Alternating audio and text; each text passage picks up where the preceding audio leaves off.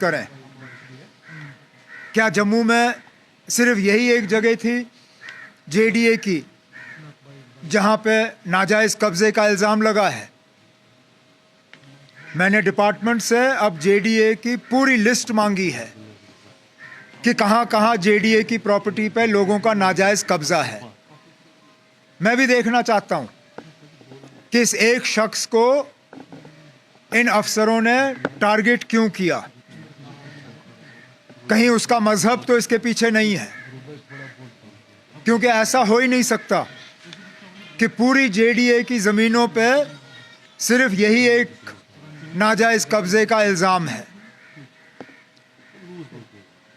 अब हमें कहा जाता है कि हमारे कामकाज में दखल नहीं होता, लेकिन ये तो सीधा सीधा दखल है। कोई मुझे दिखाए फाइल जहां पे मिनिस्टर को इन चीज़ों के बारे में बाखबर किया गया है, या कहीं पे हमसे मशवरा करके बुलडोज़र जो है गैराज से निकला गया है। कोई इस बात के हक में नहीं है कि सरकारी ज़मीन का गैर कानूनी कब्ज़ा हो,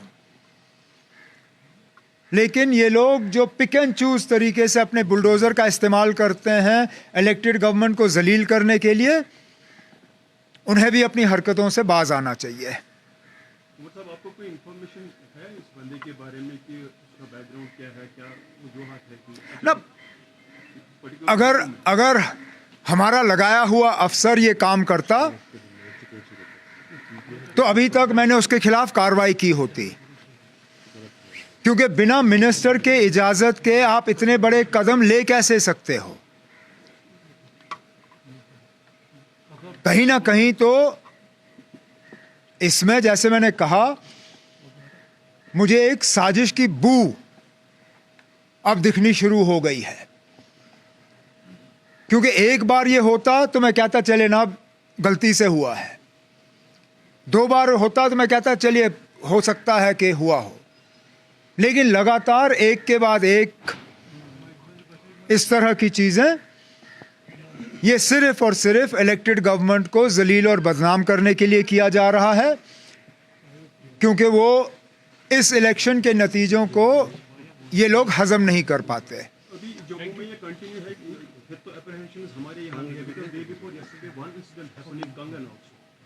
वही मैं कह रहा हूँ ना ये हमारे जानकारी में लाई गई कि ये करने जा रहे हैं, ना इलेक्टेड गवर्नमेंट से कहीं इसके बारे में मशवरा हुआ।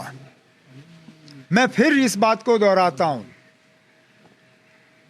कोई इस चीज के हक में नहीं है कि गैर कानूनी सरकारी जमीन पे कब्जा हो किसी का,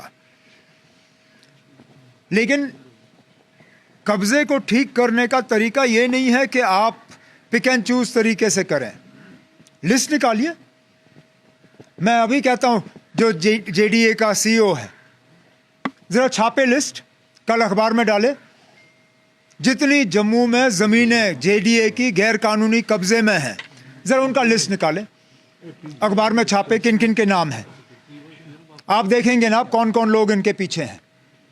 लेकिन चुन के एक मजहब के बुनियाद पे टारगेट हो और यहां पे इलाका देख के टारगेट हो, इसमें जैसे मैंने कहा ना, साजिश के अलावा और सियासी साजिश के अलावा और कुछ नहीं है। Subscribe to One India and never miss an update. Download the One India app now.